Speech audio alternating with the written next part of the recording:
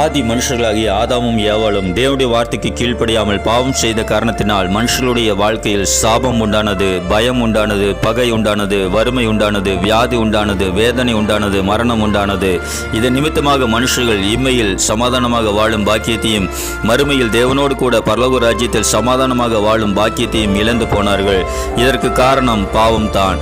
ஆகவே இந்த பாவத்திலிருந்து விடுதலை கொடுப்பதற்காக வானத்தையும் பூமியும் உண்டாக்கின தேவன் 2025 ஆண்டுகளுக்கு முன்பாக இயேசு என்ற பெயரில் மனிதனாக பிறந்தார். கடைசி சொட்டு இரத்தத்தையும் சிலுவையில் சிந்தி மரித்தார். 3ஆம் நாள் உயிரோடு எழுந்தார். இன்றும் ஜீவனுள்ளவராய் இருக்கிறார்.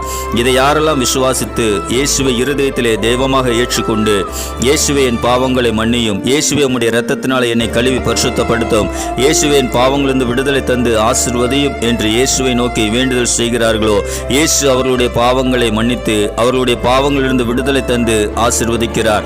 அது மாத்திரமல்ல, இந்த உலகத்தில் சமாதானமாக வாழும் பாக்கியத்தையும், இந்த உலக வாழ்க்கை முடித்து மரித்த பின்பு மறுமையில் தேவனோடு கூட பரலோக ராஜ்யத்தில் சமாதானமாக வாழும் பாக்கியத்தையும் தந்து ஆசீர்வதிக்கிறார்.